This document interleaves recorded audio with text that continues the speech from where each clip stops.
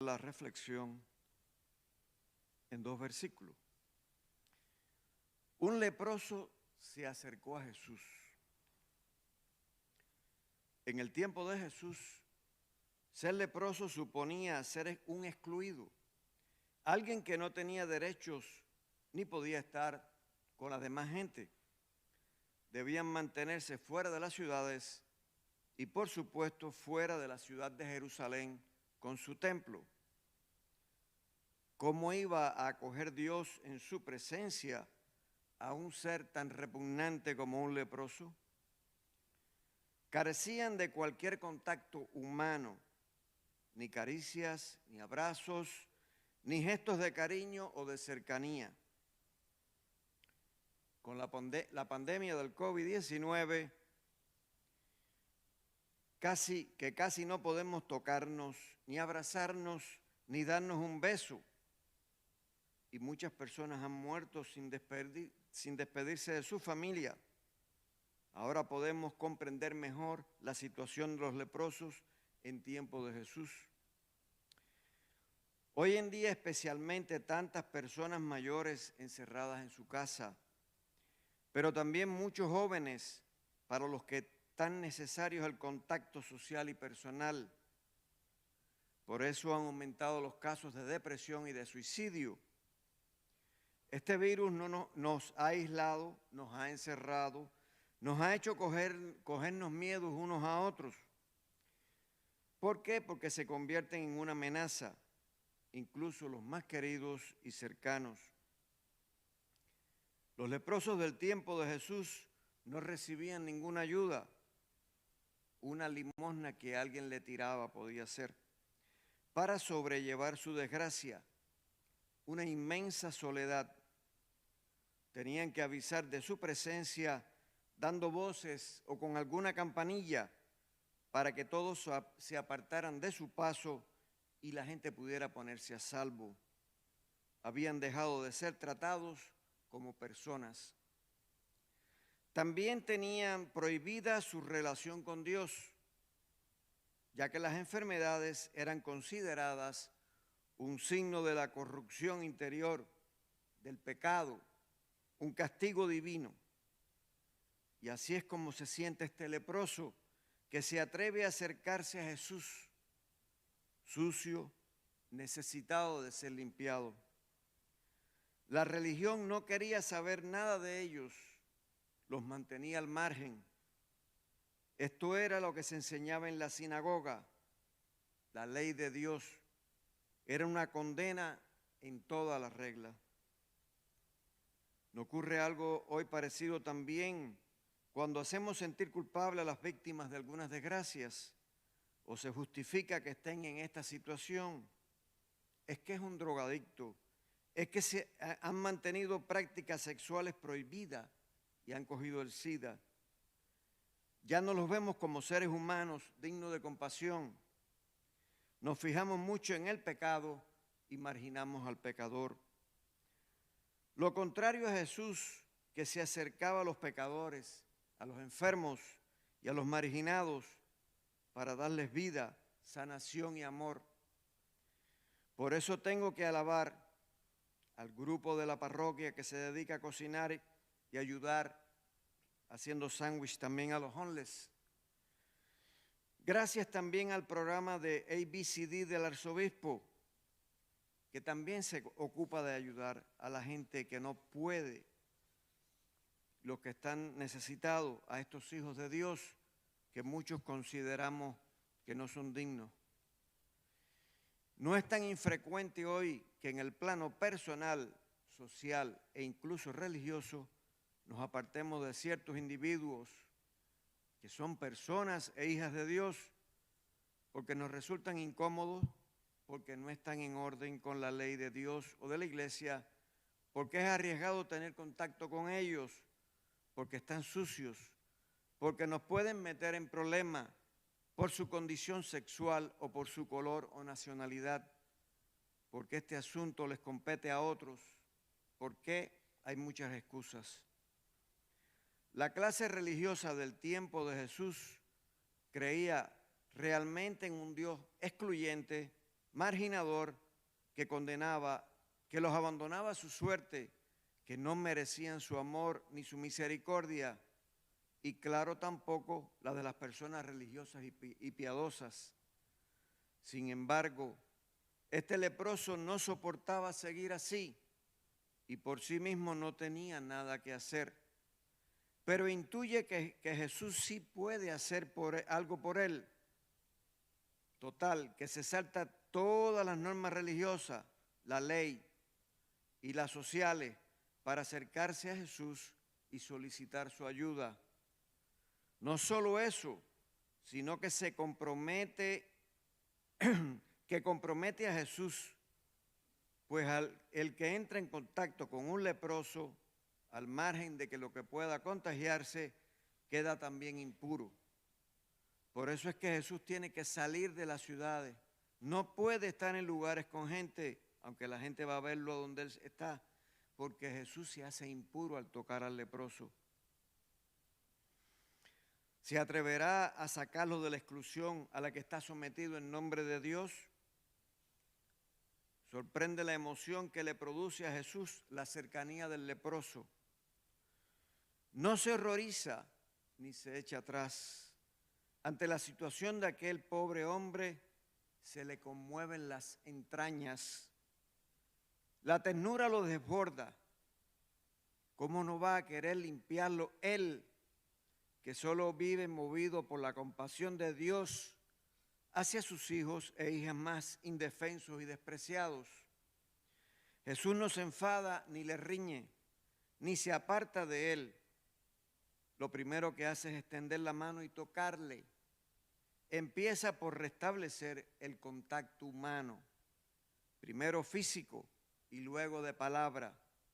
Quiero que no percibas a Dios como alguien que te excluye ni te deja solo. Quiero que sepas que el reino también es para ti. Quiero que te veas con derecho a formar parte de la comunidad humana con tu enfermedad y con tu pecado.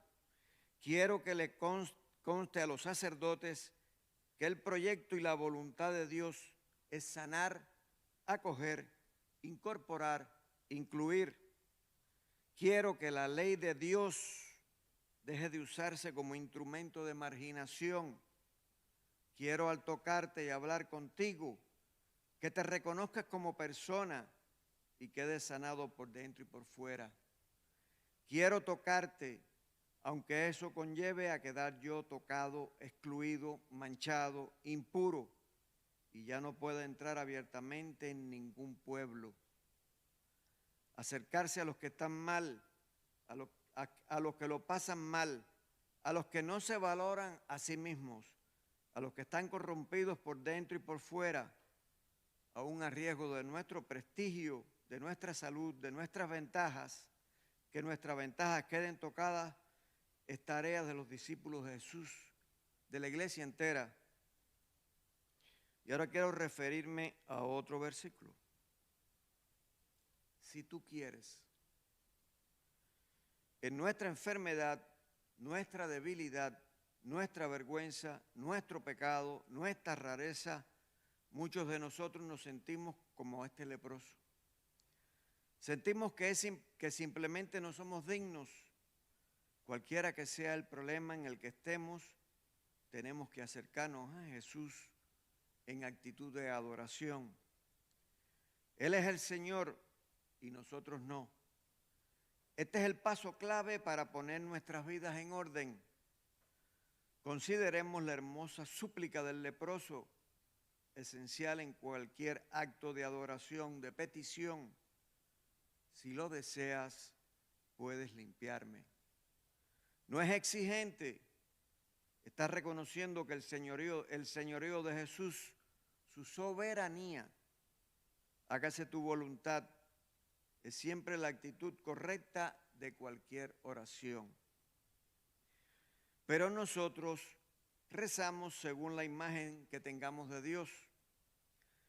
Dios es el creador del universo, de la vida, y creó las leyes que rigen el comportamiento diario de todo lo que existe, desde los astros hasta la vida microscópica.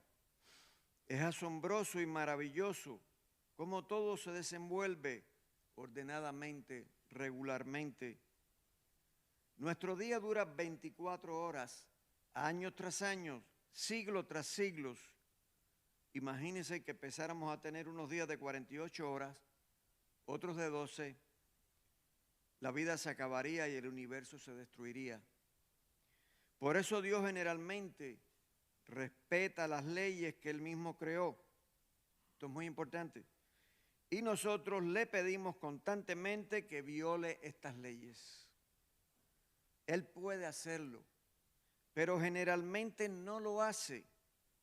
Él no quiere muchas veces lo que sucede. No es que lo permita, es que respeta los acontecimientos. Para muchos, todo lo malo que sucede es la voluntad de Dios. Pruebas, castigos, enfermedades, muerte. Así era como pensaban en el tiempo de Jesús. Si el hombre estaba leproso, era porque era pecador o era la voluntad de Dios. Pero si esa era la voluntad de Dios y Jesús lo cura, Jesús estaba actuando contra la voluntad de Dios, algo imposible. Jesús muestra la voluntad de Dios cuando dice, quiero, queda limpio. Así que no le echemos la culpa a Dios de nuestros problemas porque Él no se lo merece. Normalmente le damos una lista a Dios de las cosas que queremos que cambie. Utilizamos la oración para que Dios cambie, no para cambiar nosotros. Recuerden como Jesús, que nos dio una sola oración, y esto no quiere decir que no pueda haber otras oraciones, pero nos dio el Padre Nuestro y nos dijo que tenemos que rezar, hágase tu voluntad.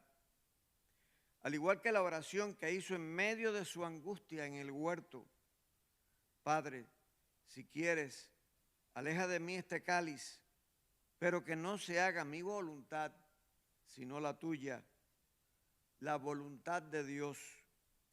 Jesús también nos dijo, cuando oren no hablen mucho, como hacen los paganos. Ellos creen que por mucho hablar serán escuchados.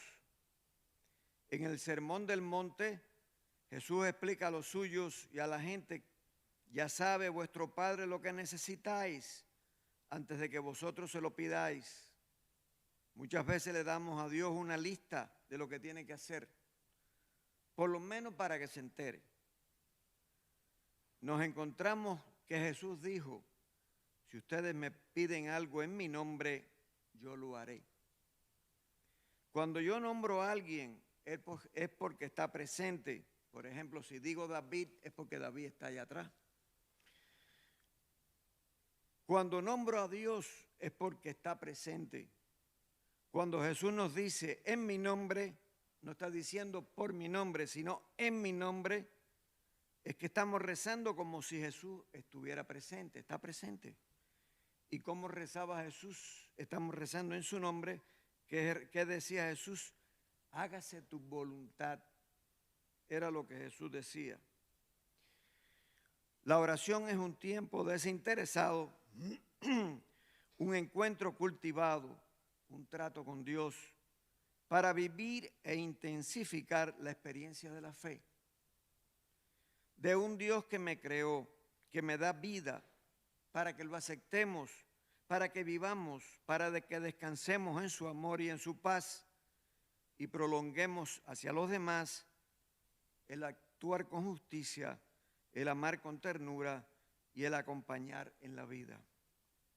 Que así sea, que podamos tener una vida con Dios, con cercanía, con comunicación, con descanso y con paz.